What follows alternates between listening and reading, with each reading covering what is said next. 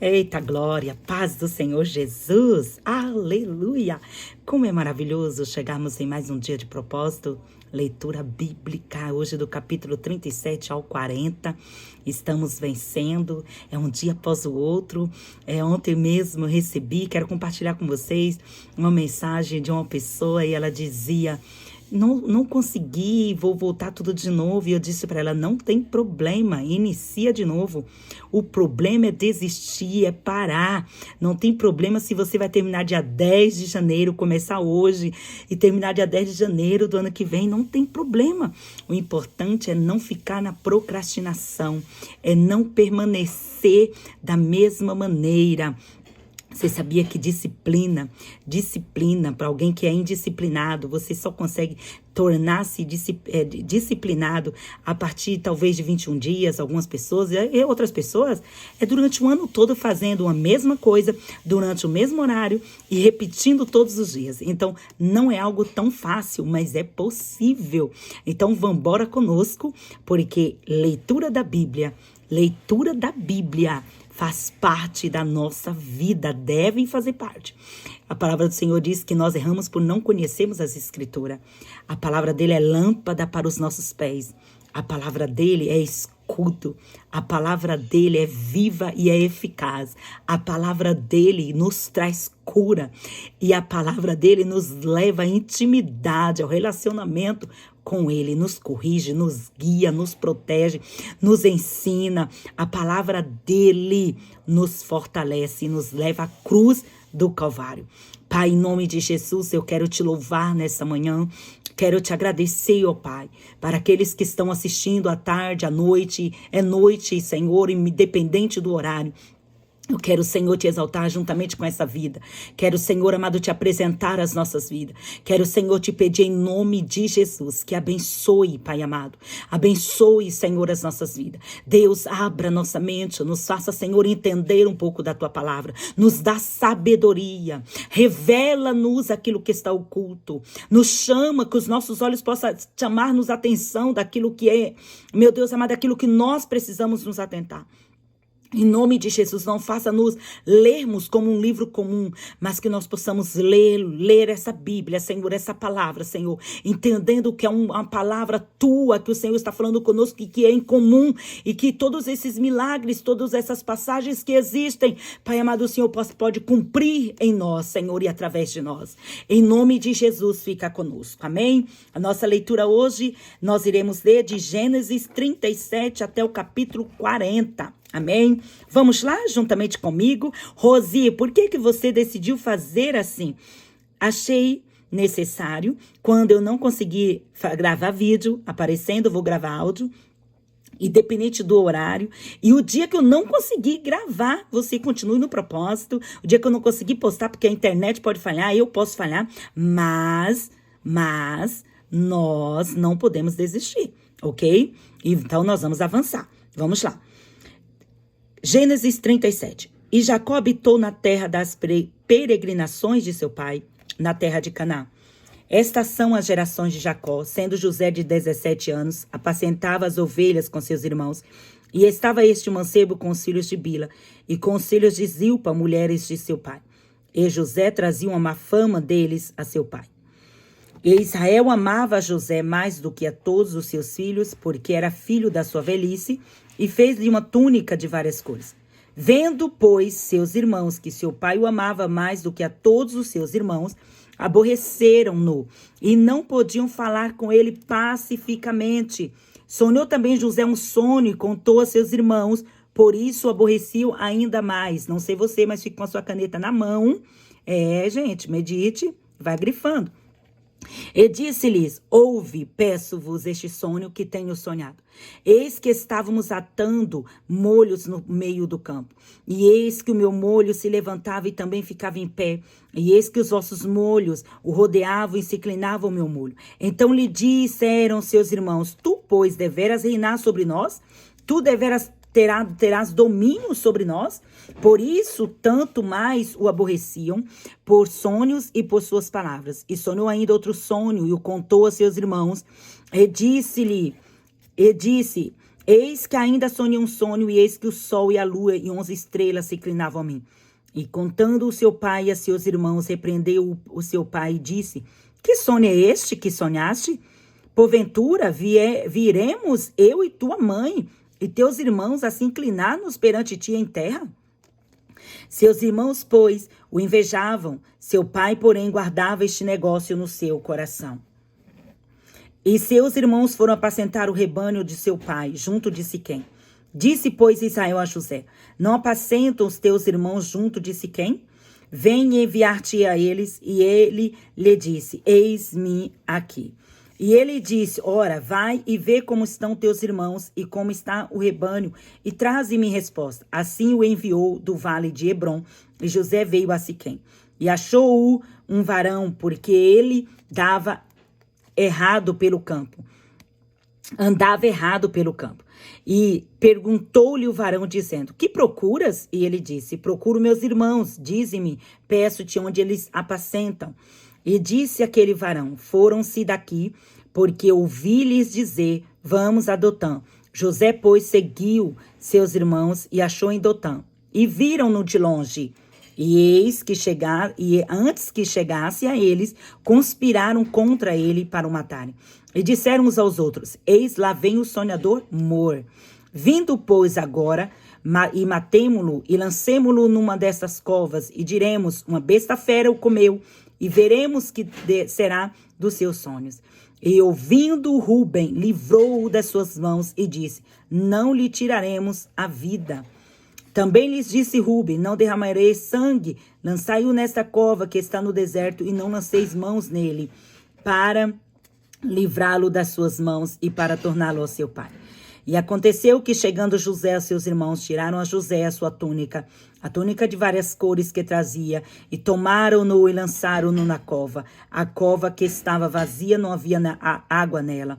Depois assentaram-se a comer pão, e levantaram os seus olhos e olharam. E eis que uma companhia de Israel, de ismaelitas, vinha de Gileade, e seus camelos traziam, e iam levar isso ao Egito. Então Judá disse a seus irmãos: Que proveito haverá em que matemos a nosso irmão e escondam a sua morte?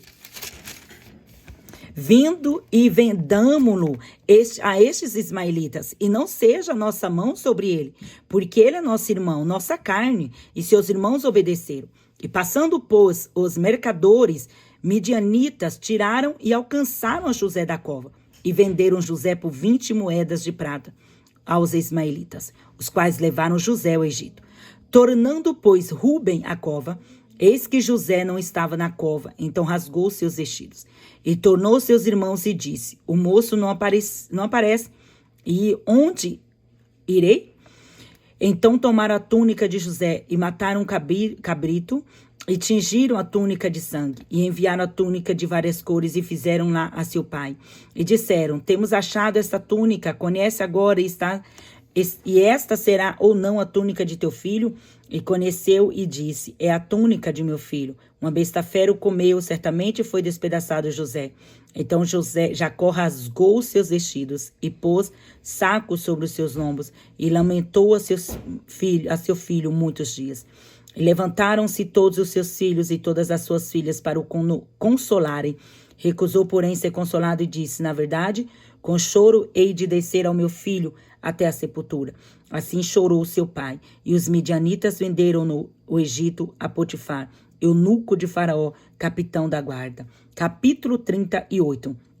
E aconteceu, no mesmo tempo, que Judá desceu de entre seus irmãos e entrou na casa de um varão de Adulão, cujo nome era Ira. E viu Judá ali a filha de um varão cananeu, cujo nome era Sua. E tomou-a e entrou a ela. E ela concebeu e teve um filho e chamou seu nome E tornou a conceber e teve um filho e chamou seu nome Oná. E continuou ainda e teve um filho e chamou seu nome Selá. E ele estava em Quezibe quando ela o teve. Judá, pois, tomou uma mulher para o seu primogênito, e o seu nome era Tamar. Porém, o primogênito de Judá, era mau aos olhos do Senhor, pelo que o Senhor o matou. Então disse Judá a Oná: Entra, mulher do teu irmão, e casa-te com ela, e suscita somente a teu irmão. Oná, porém, soube que esta semente não havia de ser para ele. E aconteceu que, quando entrava a mulher de seu irmão, derramava-a na terra, para não dar semente a seu irmão. E o que fazia era mal aos olhos do Senhor, pelo que também o matou. Então disse Judá a Tamar sua nora: fica-te viúva na casa de teu pai, até que Selá meu filho seja grande. Porquanto, disse, para que porventura não morra também este como seus irmãos. Assim se foi Tamar e ficou na casa de seu pai. Passando-se, pois, muitos dias, morreu a filha de sua mulher de Judá, e depois se consolou Judá e subiu aos tosqueneadores das suas ovelhas. Em Tímina, ele ira, e seu amigo o Adulamita, e deram aviso a Tamar, dizendo: eis que o teu sogro sobe a Tímina a tosquear as suas ovelhas. Então ela tirou de sobre si os vestidos de sua viuvez e cobriu-o o seu véu, e disfarçou-se e sentou-se à entrada das duas fontes que estão no caminho de Tímina, porque via que Selá era grande, e ela lhe não fora dada por mulher. E vendo a Judá, teve-a por uma prostituta, porque ela havia coberto o seu rosto. E dirigiu-se para ela no caminho, disse: vem, peço-te, deixa-me entrar a ti, porquanto não sabia que era sua nora. E ela disse: que darás para que entres a mim? E ele disse: eu te enviarei um cabrito do rebanho. E ela disse: dás-me penhor até que o envies? Então ele disse: que penhor é este que te darei? E ela disse: o teu selo e o lenço, o teu cajado que está em tua mão. O que ele lhe deu, e entrou a ela, e ela concebeu dele. E ela levantou-se e se foi, e tirou de sobre si o véu, e vestiu os seus vestidos da sua viuvez. E Judá enviou cabrito por mão do seu amigo, o Adulamita, para tomar o penhor da mão da mulher. Porém não a achou. E perguntou aos homens daquele lugar, dizendo: onde está a prostituta que estava no caminho junto às duas fontes? E disseram: aqui não esteve prostituta alguma. E voltou a Judá e disse: não a achei. E também disseram os homens daquele lugar: aqui não esteve prostituta. Então disse Judá: tome-o ela, para que porventura não venhamos a cair em desprezo. Eis que tenho enviado este cabrito, mas tu não achaste. E aconteceu que quase 3 meses depois deram aviso a Judá, dizendo: Tamar, tua nora, adulterou, e eis que está pejada do adultério. Então disse Judá: tirai-a para fora, para que seja queimada. E tirando-a ela, mandou dizer a seu sogro: do varão de quem são estas coisas eu concebi. E ela disse mais: conhece, peço-te, de quem é este selo, e estes lenços, e este cajado? E conheceu-o Judá e disse: mas justa é do que eu, porquanto não a tenho dado a Selá, meu filho, e nunca mais a conheceu.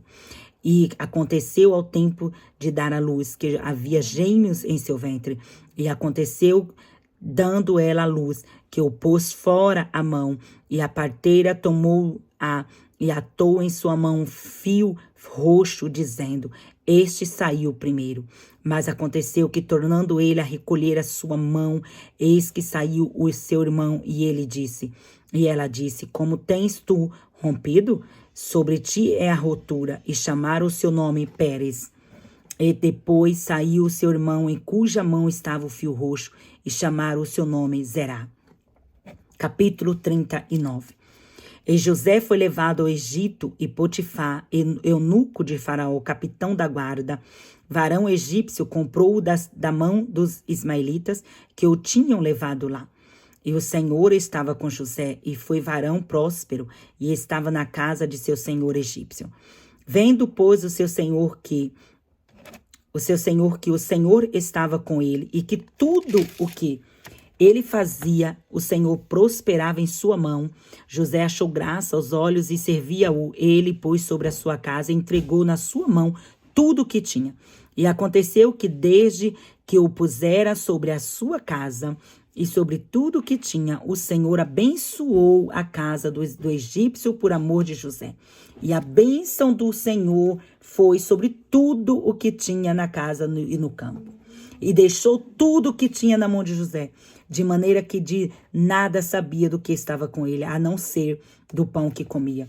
E José era formoso de parecer e formoso à vista. E aconteceu depois dessas coisas, que a mulher de seu senhor pôs os seus olhos em José e disse: deita-te comigo. Porém ele recusou e disse à mulher do seu senhor: eis que o meu senhor não sabe do que há em casa comigo, e entregou em minha mão tudo o que tem. Ninguém há maior do que eu nesta casa, e nenhuma coisa me vendeu, senão a ti. Porquanto tu és sua mulher, como, pois, faria eu este tamanho mal e pecaria contra Deus?